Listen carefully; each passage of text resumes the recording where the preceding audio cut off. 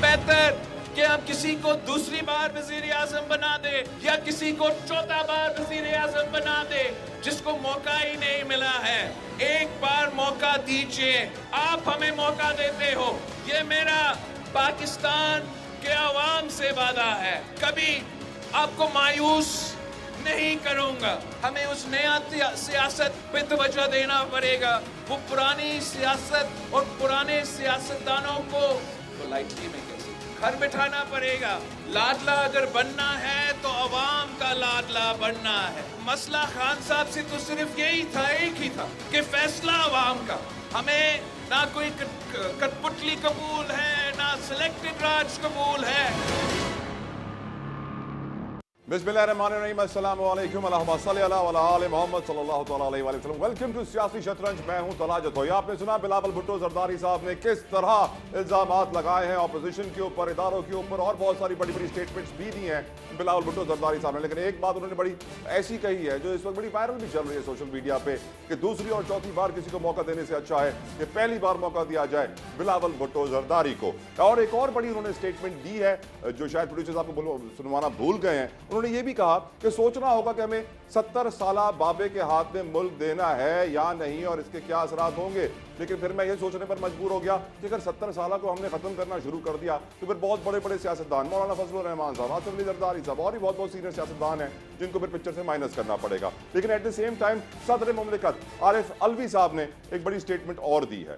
उनकी स्टेटमेंट जो सामने आई है वो ये है कि सियासतदान और स्टैब्लिशमेंट और इंतजामिया मिलकर काम करेंगे तो मसाइल हल होंगे, अगर मिलकर काम नहीं करेंगे तो कुछ सही नहीं होने वाला। एक बात ये बात समझ लेनी चाहिए हर पाकिस्तानी को कि हम जहां आज खड़े हैं सियासी, मुआशी और मुआशरती तौर पर, कोई इलेक्शन हमें बदल नहीं सकता, हमारे हालात बेहतर नहीं कर सकता जब तक फेयर, फ्री, ट्रांसपेरेंट इलेक्शंस ना हो, अवाम की नुमाइंदगी ना हो। मैंडेट अवाम का होना चाहिए, वही लोग इक्तदार में आए जो कि अवामी नुमाइंदे कहलाने के लायक हैं। एट द सेम टाइम अगर बात करें मियां नवाज शरीफ साहब की, तो मियां नवाज शरीफ साहब ने भी कुछ ऐसी स्टेटमेंट्स दी हैं तो मुझे हैरत अंगेज तो लगी।